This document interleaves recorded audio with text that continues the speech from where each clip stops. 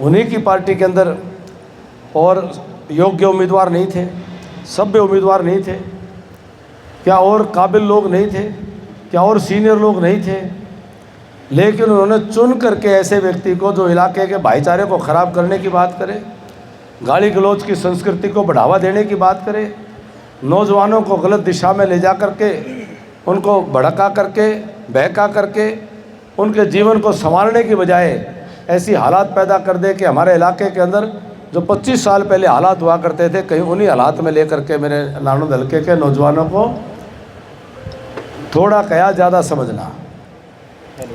कोई भी माँ बाप अपने बच्चों को गलत रास्ते पर ले जाना चाहता है क्या? कोई बच्चा खुद से भी गलत रास्ते पर नहीं जाना चाहता। ये सोबत होती है जो गलत रास्ते पर ले जाती है, ये संगत होती है जो गलत रास्ते पर ले जाती है। तो जब सोबत और संगत का इतना असर है और जिनका स्वयं का जो इतिहास है वो सारा नानुन जानता है, इसलिए आज इलाके के इज्जतदार लोगों की इज्जत बचाने का चुनाव है। आज इलाके के मान सम्मान की पगड़ी को बचाने का चुनाव है। आज इलाके की सभ्यता और मर्यादा को बचाने का चुनाव है।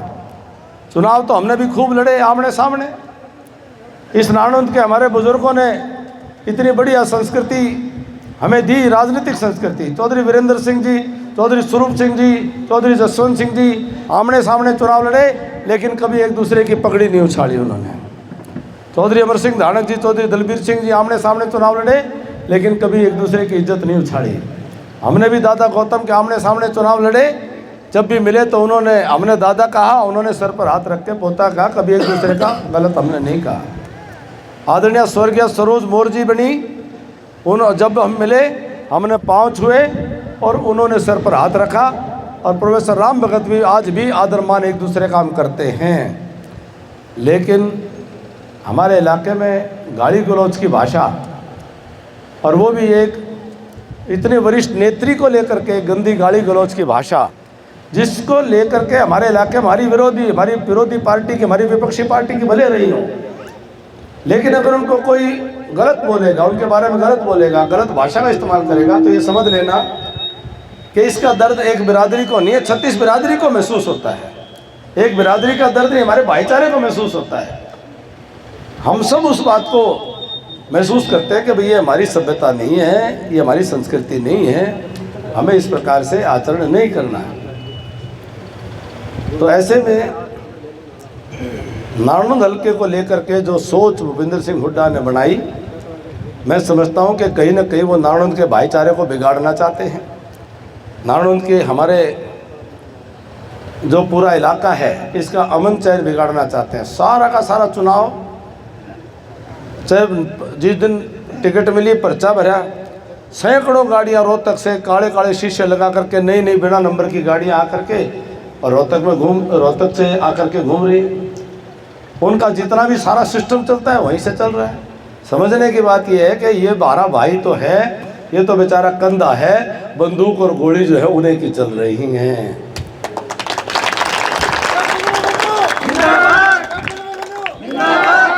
वो सिर्फ हमारे इलाके से इसलिए डरते हैं कि इस इलाके में योग्यता क्षमता है कि इस इलाके के लोग जिस दिन खड़े हो जाएंगे उस दिन उनके बेटे के सामने कोई न कोई हरियाणा प्रदेश के अंदर, अगर हरियाणा में कोई खड़ा हो सकता है तो उनको मालूम है कि ये नानुद इलाका खड़ा हो सकता है, नानुद का हल्का खड़ा हो सकता है।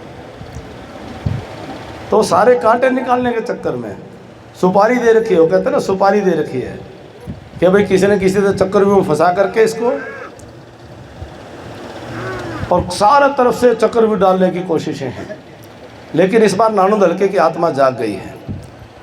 मैं सिंह अहमद नेडी में कल था, अगर किसी ने वीडियो देखी हो तो ऐसा स्वागत कभी मेरे आज तक के 15 साल के इतिहास में इतना ज़बरदस्त स्वागत नहीं हुआ था जितना कल सिंह अहमद नेडी के अंदर हुआ था, सिसर करबड़ा खेड़ा में हुआ था।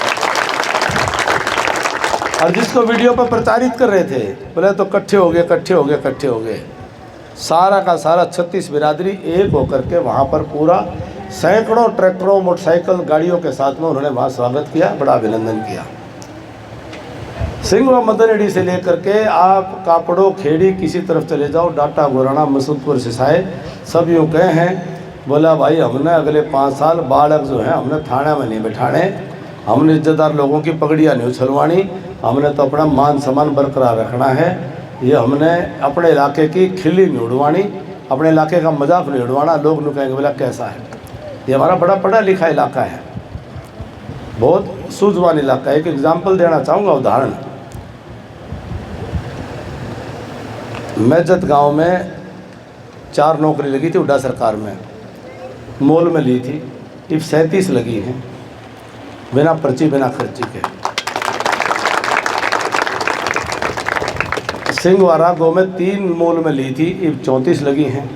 कांगसर गांव 1700 वोट का गांव है, 47 नौकरी लग रही है फ्री की, बिना पर्ची बिना खर्ची। ये कहानी नालंद के हर गांव की है। मेरा सीधा सा सवाल है कि क्या पहले हमारे बुजुर्ग जो थे, हमारी पहले पीढ़ी क्या पढ़ती नहीं थी? वही टीचर हैं, वही बच्चे हैं, वही स्कूल है। पहले हमें हक नहीं मिलता था, अब हमें अपना हक मिलने लग गया। फ़र्क कितना है, हमें अपना हक मिलने लग गया। तो इतनी बात को करते हुए मेरे पूर्व के वक्ता ने भाई ने कहा कि भाई मुख्यमंत्री बनेंगे। मैं बड़ा अनुशासित आदमी हूँ, फौज का आदमी हूँ। मेरे मुख्यमंत्री नायब सिंह सैनी जी हैं और हमारी पार्टी की सरकार बनेगी। मेरी पार्टी का फैसला नायब सिंह सैनी जी को मुख्यमंत्री बनाने का है। तो मैं आप सबको ये भरोसा दिला देता हूँ कि नालंद जो है वह उनके बराबर वाली कुर्सी पर बैठेगा और पूरे हरियाणा प्रदेश की सेवा करेगा।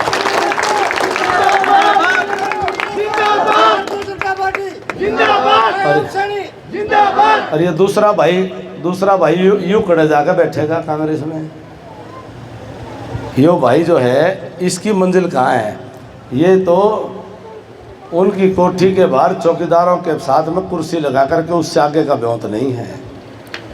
एक तो नालंद हल्के की पूरी हरियाणा प्रदेश के अंदर नालंद की इज्जत इकबाल हो, और एक जो है नालंद किसी और का दरबान करने का काम करे, चौकीदारी करने का काम करे।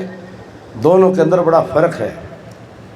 आप खुद फैसला करो, आप हरियाणा प्रदेश के अंदर पूरे हरियाणा की वो जगह चाहते हो या आप चौकीदारी करवाना चाहते हो? हमने कोई काम पड़ जाए हम कहाँ जाएंगे? अगर आप बनते हो तो निश्चित तौर पर दूसरे इलाके के लोग भी आपके पास आएंगे कि भाई हमारे काम करवा ले। और ये भाई बन जाए तो हमारे खुद के काम तो क्या, ये खुद थानेदार से आगे को नहीं बढ़ पावे, ये तहसीलदार घर को नहीं जा पावे, इससे आगे नहीं बढ़ पाएंगे। 4 थाना में बैठा के और डांडा साहब कह रहे बोले 4 थाने हल्के के अंदर भरे रहेंगे सारा दिन, बोले ऐसा काम कर देंगे। तो मेरा बुढ़ाना गांव बहुत सूझवान गांव है, बहुत अच्छी सोच, बहुत आगे की सोच वाला गांव है, बहादुर गांव है। और मेरे कुछ कर्जे बाकी हैं गांव के, मैं आपको भरोसा दिलाता हूं पिछले 5 साल में जो काम कर पाया था, जो अधूरे रह गए थे वो भी पूरे करेंगे। सड़क पर तो जाऊँ हूँ, मैंने स्टेडियम जो खाली दिखे है, खड्डे दिखे हैं, उसमें मिट्टी भरी दिखे है, आदि उबड़ खाबड़, मेरे बहुत जी जड़े हैं। अब जहाँ काम छोड़ा था वहीं रह गया। जो हमारे जहाँ काम छोड़े थे वहीं रह गए। बड़ा दर्द आवे है। विकास का काम पूरा करना है, और भी ज़्यादा विकास का काम करना है। और अगले 5 साल सबसे बड़ी लगन है कि ज़्यादा से ज़्यादा काम नौजवानों के रोज़गार के लिए करना है। माताओं बहनों की 2-3 बातें बता देता हूँ कि 5 अक्टूबर को चुनाव है, 8 को परिणाम है। आपकी सरकार बनेगी। आपकी सरकार बनते ही नवंबर के महीने में अपने बैंक के खाते चेक कर लियो, हर खाते के अंदर 2100 रुपये हर महीना आया करेंगे, हर महीना सारी महिलाओं के खाते में, सारी महिलाओं के खाते में 2100 रुपये आए महीने आएंगे। ये भी अपनी इज्जत अपने आप करेंगे। किसी ने बीड़ी पानी का खर्चा होगा तो आप इज्जत करेंगे। सिलेंडर 500 रुपये में। और बेटियां जो जाती हैं पढ़ने के लिए उनको स्कूटर मिलेगा, सभी बेटियों को। इससे भी आगे बढ़ के ये तो देखा था कि अगर गांव में 10 बिरादरी हैं तो 10 की 10 बिरादरी की चौपाल तो समझ में आ गई थी। लेकिन आज तक किसी ने नहीं सोची थी कि आधी आधी आबादी की भी कोई चौपाल होनी चाहिए। हमने आवाज़ उठाई और ये फैसला किया कि हरियाणा प्रदेश के प्रत्येक गांव के अंदर एक महिला चौपाल बनाई जाएगी, जिसके अंदर महिलाएं बैठेंगी, सत्संग करेंगी, भजन करेंगी, कीर्तन करेंगी और अपनी अच्छी बात करेंगी। सारे हरियाणा महिला चौपाल बनेंगी। पर नारनौंद के अंदर मैं संकल्प करके कह रहा हूँ कि जो नारनौंद की चौपाल बनेगी, हर चौपाल के अंदर अपनी तरफ से भी लगाना पड़ेगा। तो मैं उसमें एक लाइब्रेरी बनाऊंगा, उसके अंदर टीवी लगाऊंगा और एसी भी लगवाऊंगा। विकास पुरुष कैप्टन अभिमन्यु जिंदाबाद जिंदाबाद जिंदाबाद। कि सारे हरियाणा से, हिंदुस्तान से लोग देखना होंगे कि नारनौंद की महिला चौपाल जो है वो कैसी है। ये सत्संग करेगी। ये मोदी जी का सपना इस प्रकार से कि महिलाओं को ताकत देना है और महिलाओं को आगे बढ़ाना है। उस नाते से ये सपना है, हम सब मिलकर के इसको पूरा करेंगे। और ये महिला चौपाल की आवाज़ नारनौंद से मैंने उठाई थी, मैंने उठाई थी। इतनी बात कहते हुए आप सबको प्रार्थना फिर से करूंगा कि एक एक वोट कमल के फूल पर दे करके अपना आशीर्वाद प्रदान करें और नारनौंद की इज्जत और इकबाल को बचाने का काम करें। सबका बहुत बहुत धन्यवाद। जय हिंद, जय भारत।